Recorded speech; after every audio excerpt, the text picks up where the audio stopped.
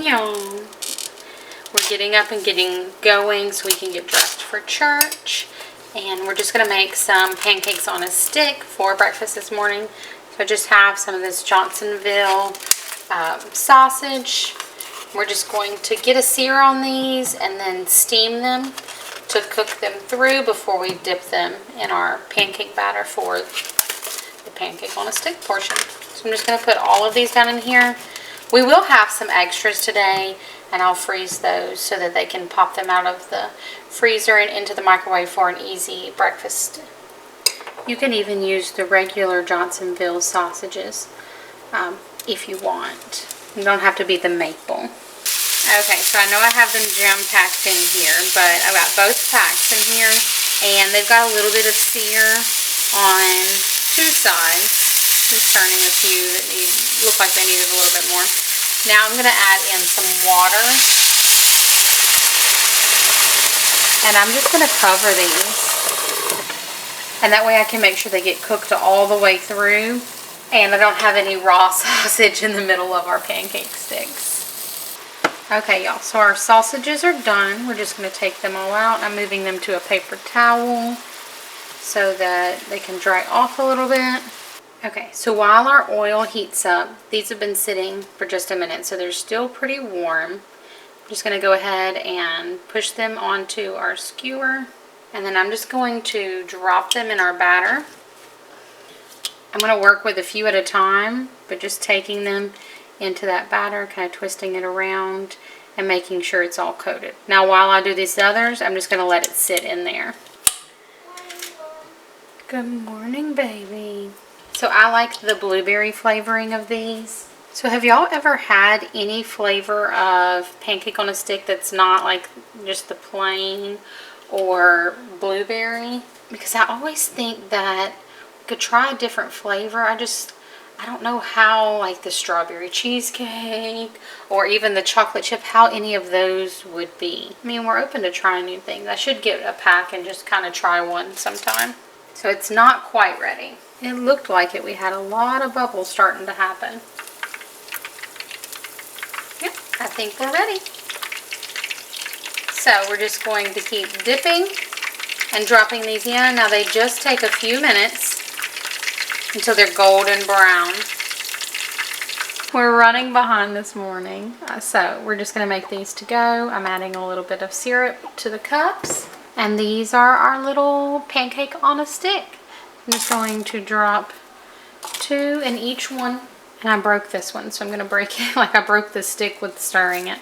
I'm going to break it open and let y'all see. So we've got the fluffy pancake batter, and then the sausage in the middle. Yummy. We're going to pack them up and get on the road to church, and we will see y'all after a while. So as you saw this morning, we were rushing to get out of the door to get to church on time, and I know a lot of people have said, well, set your clocks back or get up early or do whatever. Getting out of the door on time for me is getting there at least 15 to 30 minutes early so that I can just settle myself before things need to begin. So yes, we were still early and we were not actually late. We hardly ever are, but I like being super early so that I can settle myself and get organized and have a chance to fellowship and everything. Anyway, but because of that, us running late, I didn't get a chance to make our lunch for today or what we're taking for the kids' 4-H meeting this afternoon. We're getting ready for their outdoor challenge and their fall stuff going on, so we need to bring a little snack. Everybody's bringing a little snack, but bring a little snack for everybody to enjoy. So we are having pasta salad for lunch today, and we're also going to bring a pasta salad with us. We're going to make 2 different pasta salads because it is about 200 degrees outside. It is very hot still, it's annoying. But we're going to make 2 different pasta salads, 2 completely different flavor profiles, but using some of the same ingredients, and get it done and get going. So the first pasta salad we're making is a Chipotle pasta, just because we use the sauce from the Chipotle peppers, so that's where we get that name. We've got some penne pasta that's already made and draining, and I have my next pasta cooking for the second recipe. So we're going to start with the sauce. or the dressing, however you want to call it. We need about a half a cup of mayo. Something satisfying about emptying a jar or container, I don't know why. About a quarter of a cup of milk, 2 tablespoons of white vinegar. You can use 3 if you like more of that tart kind of taste. For this, we just need some of the sauce that's in it. So we're going to save those peppers for in a few days. So I'm going to try and get about 3 tablespoons out of here if I can. Sometimes I don't get quite that much, so I'm just going to use what I can. That was 3 tablespoons. I want about a half teaspoon of salt, about a quarter to a half teaspoon of pepper. I'm just going to mix this together. So we want a block of gouda, smoked Gouda if you have it. You want a block of Gouda cheese. If you like more, you can use more. I'm trying to cut back a little bit. I mean, it won't ever happen that I cut back a ton. I'm trying to cut back a little bit on how much cheese we use because, I mean, we eat a lot of cheese. Like a lot. But we just want to cut this into just small little cubes. A little bit smaller than bite size, so you're not getting a whole chunk of cheese. Now, for the kids' lunch today, I will let them kind of choose which pasta salad they want to eat, and we'll just take a mix of the other 2 for their 4-H meeting. We're getting into some of the busiest 4-H time for them, the fall. Plus, they are showing animals this year, and they've never shown, well, they did the kitty show last year, but they've never like had to go through all of the work of raising the animals, feeding them, like the responsibility of caring for them, learning a proper diet for animals. And with the heat that we've been having, literally reaching like the 120s with heat index and everything, it's been very difficult. They lost a bunch of their baby chicks, like their show chicks, just a few days ago, and that's been very heartbreaking for them, knowing that you did all the right things and then for some reason either Mother Nature kicked in or something and they just didn't last, which has been heartbreaking, but also opens up the discussion for taking good care of your animals. And I mean, our rabbits, I wish I could live the life of their rabbits. They have it well made. I know I even have a really good friend that she is not a fan of showing animals, and she thinks that it's just cruel, and she and I continue to agree to disagree. I think though that these animals are so well taken care of, way better taken care of than they are in all these big factories and everything else. But they have someone tending to their every need, and it's helping the children learn responsibility and care as well. Plus, they're learning about the animals. They're learning what it takes to care for an animal, to watch out for something other than themselves and the bigger picture in the world. And I don't know. So I'm a big fan of showing animals. I am not a fan of animal cruelty, that is for sure. But I have not seen that very much at all in the 4-H shows that we've been to. Other big shows may be different, but I'm speaking from what I've seen, and we definitely have not seen that. So we've got 8 ounces of Gouda, if I don't keep dropping it all, that I'm dropping down into our dressing. And then I have this ½ ounce package of basil. Y'all know my struggles I've said that I've had this year with growing basil. I usually like to get my basil from the greenhouse that's in the next town over. However, I did not want to get out of the car with the kids the other day, so I put basil in my grocery pickup, and convenience was what I went for. So just washed it. I'm drying off a little bit of this moisture, and we are going to chop up all of this and put it in. Oh, is Moosey saying hi? Yes. Hi, Moosey. You ready for lunch? Yeah. Your rabbits have lunch? Sure, I guess. You might want to check. Can I get warmed up? Yes, he can get warmed up. Okay. Yeah, I love getting warmed up. We're just going to take this all and drop it straight into our bowl. Now we need 2 packages of... Ooh, it is very hot now. Oh, yeah, I don't want her in me. We want 2 pints of either cherry or grape tomatoes. I like this medley just because of the color. So I'm just going to slice them in half. Maybe these big ones I might even slice in quarters because I don't want like huge chunks of tomato. And plus, usually when Eleanor gets these big tomatoes, she likes to pop the whole thing in her mouth, and then it ends up on my face because she's trying to show me that she can fit the whole thing in her mouth. So I'm just slicing these all up and tossing them in. And last but not least, our pasta. So we're just going to dump in. We have 1 pound of penne pasta. Breaking up these little chunks. It's been sitting for a little bit. And mix it all around. So for this pasta, we're going to add in a little bit of chicken just to make it a little more filling.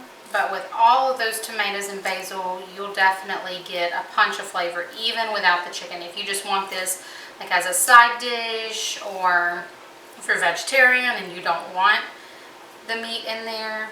Okay, we're going to set that one to the side, clean up our mess, and move on to the second one. So like I said, we're using 2 very different pasta flavors, but with a lot of the same ingredients. So down in our bowl, I just have 12 ounces of rotini pasta, and the only reason I'm doing 12 ounces instead of 16 is 1, I'm throwing it everywhere, and 2, the box that I got from Kroger was 12 ounces and I didn't pay attention. The fact that they're not all 16-ounce boxes. I do that quite a bit. But our about 1 pound of pasta. I like these little garden rotinis. They're supposed to have a little bit more nutrients in them. Who knows? But we're adding just about 1.5 chopped cooked chicken breast. Again, I use the same rotisserie chicken. I just went ahead and chopped it when I finished with that other pasta. It makes for very good convenience. We are adding in another pint of tomatoes. So this is definitely for those that love tomatoes, making it so beautiful in color.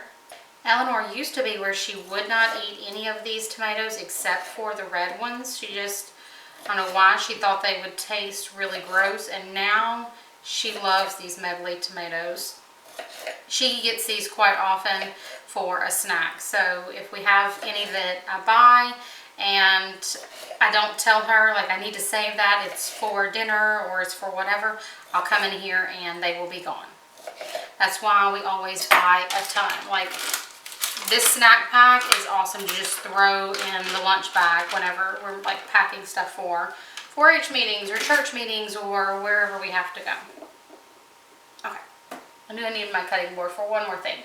So we need a couple bunches of basil. So we want about 1/2 cup of chopped basil. And I'm just going to make these thin little strips again. Let's see how much we... I'm going to go ahead and throw all the rest of this in. Alright. And that's the last of what we need our cutting board for. So here we are with a little more simplicity. I'll leave that over to the side for a second. We're just going to take our little, and you can do this in a regular bowl, whatever you want to do. I need 1/2 cup of white vinegar. If you have white wine vinegar, that will be even better because you get a little bit more of that like mild flavor. Oh, that was just perfect. But with the white wine vinegar, you'll get that little bit of a milder flavor, but distilled vinegar will work just the same. And then I need about 3/4 of a cup of olive oil. I wasn't washing the top and I poured it over the side.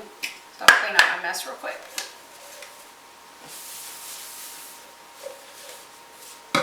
And then we want about 1 tablespoon of Italian seasoning. I should have done this at the beginning because letting that Italian seasoning sit in the vinegar and the olive oil will actually help that flavoring develop even more. And then just a little bit of salt and pepper. Just going to swirl this. Let me mix this all together. We do have another ingredient going in, but I don't want to add it until I have these heavier items mostly mixed through. So we're gonna add in a couple avocados. My worry with my avocados is they've already turned because I've had them for a few days and I haven't used them up. Well, we used up some, but not all. So this one looks wonderful. Thank goodness. Runaway pig. Okay, so I'm just going to, we popped the pit out of it. I'm just going to slice it and make some good sized chunks. I'm going to make them a little bit smaller so it goes further because I don't have as many as I would like. And I actually could have used this little thing to save me from a utensil, but it will be fine. Okay, so when I would normally like to have 2 or 3 avocados in here, I'm only going to have about 1.5. But that will be okay. The avocados lend to the creaminess, and they're just delicious, but they won't hurt not having them.